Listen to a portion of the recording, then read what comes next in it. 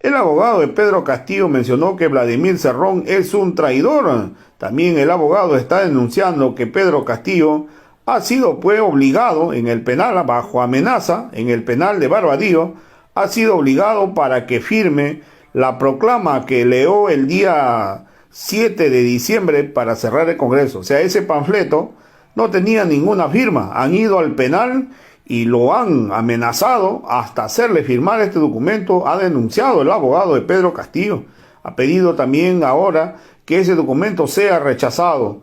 También mencionó que Aníbal Torres y Cerrón había un acuerdo que había llegado para que Perú Libre, cuando Aníbal Torres se iba a presentar como premier al pleno del Congreso, el plan era que sea rechazado, la cuestión de confianza sea rechazado a todo el gabinete de Aníbal Torres. Ese era el acuerdo que había llegado. ¿Cuál era el objetivo?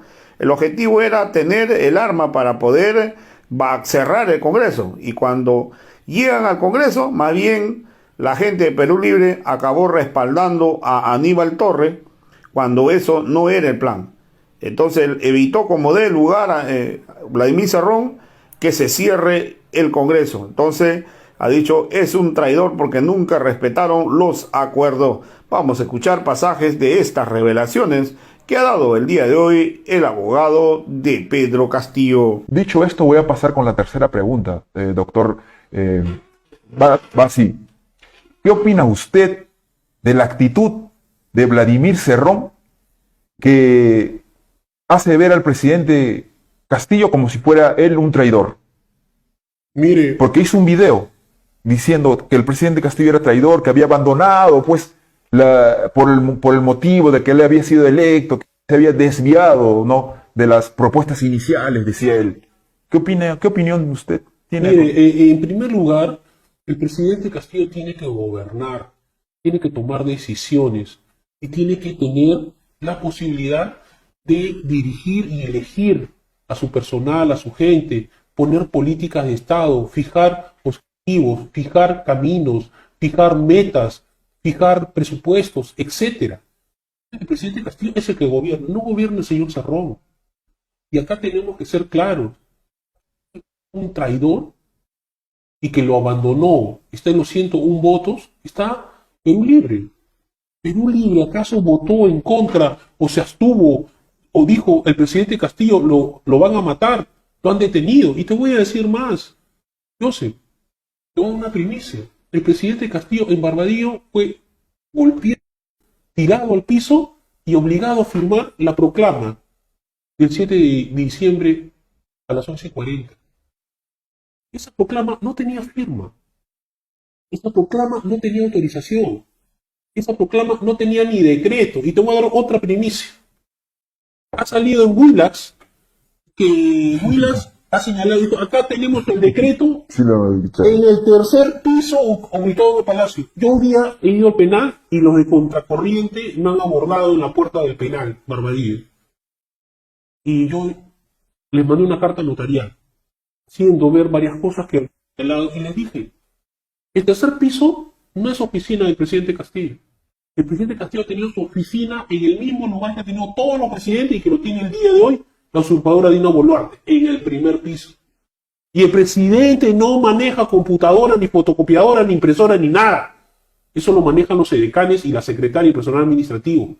El tercer piso no tiene nada que ver con el presidente ni el despacho presidencial. Ahí está la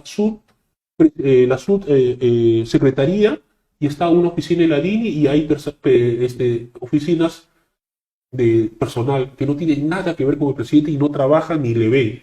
Eso es uno. Dos, los decretos supremos, los decretos de urgencia, no se hacen ni en el primer piso ni en el tercero en Palacio, sino se hacen en la PCM, la Presidencia del Consejo de Ministros. Esto es en el otro lado. Entonces, lo han hecho tan mal que han quedado en ridículo, ¿no? Ahora ellos dicen, no, ¿y el fiscal qué hace? El fiscal debe de decir, están pues trayendo un documento falso para incriminar a un inocente, y lo rechazo. Le dijo, bueno, vamos a ver, lo vamos a analizar, lo vamos a estudiar. Yo estoy presentando un recurso de prueba prohibida en esa línea para que sea rechazado.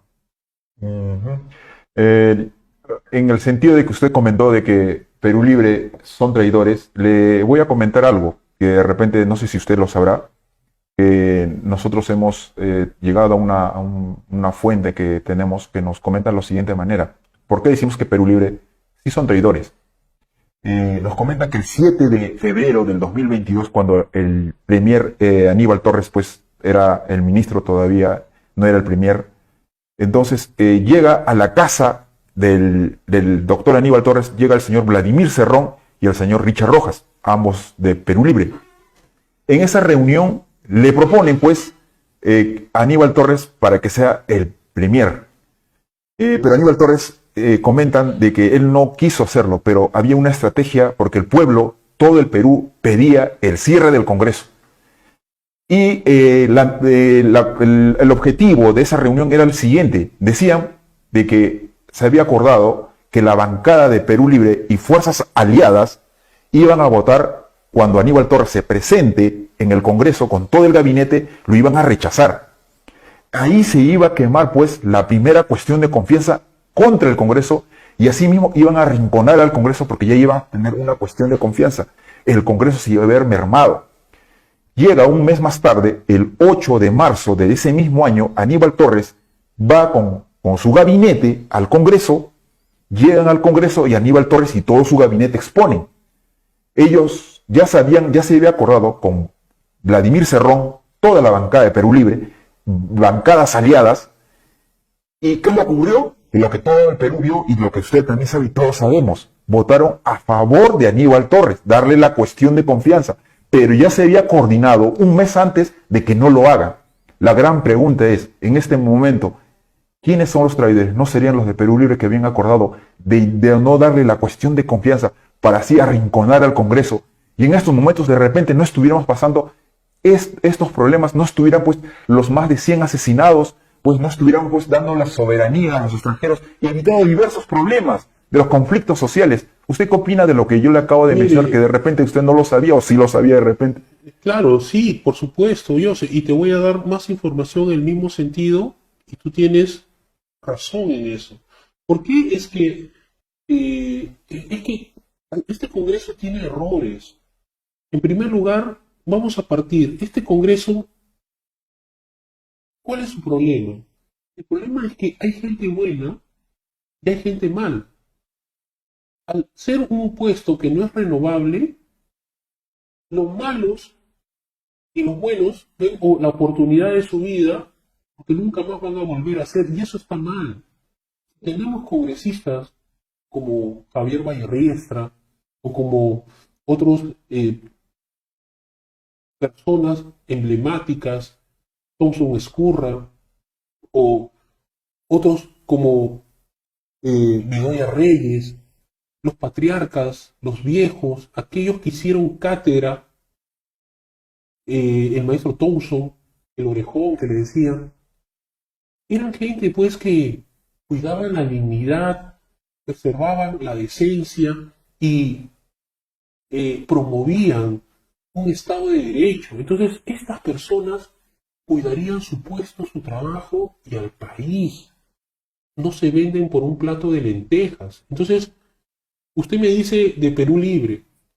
Lo de Perú Libre, por ejemplo, dígame usted, ¿qué cosa buena ha hecho el Congreso? Vea usted a esta congresista que ha cogoteado, ha golpeado a su colega, le ha cerrado la máquina. ¿Acaso el Congreso la ha llamado a ética? La ha premiado y le van a hacer un monumento. Y peor aún cuando le dicen, como usted ha señalado, ha dicho, por mi carácter es que la democracia se ha salvado. Una vergüenza, de verdad. Oye, yo me pregunto, Qué vergüenza. ¿esto es cierto? Yo me pregunto, ¿cómo se va a premiar eso? ¿Cómo los peruanos podemos tolerar? Creo que ¿Cuántas personas, estimado Joseph, son personas que quisieran ir a la presidencia, al Congreso, y ven pues que el Perú, yo voy al penal y me encuentro con Fujimori, me encuentro con Toledo, me encuentro con el presidente Castillo? ¿Cómo es posible que a un presidente de la República la norma peruana lo maltrate de esta forma? En Brasil, si usted ve la norma comparada para que usted meta preso a un presidente,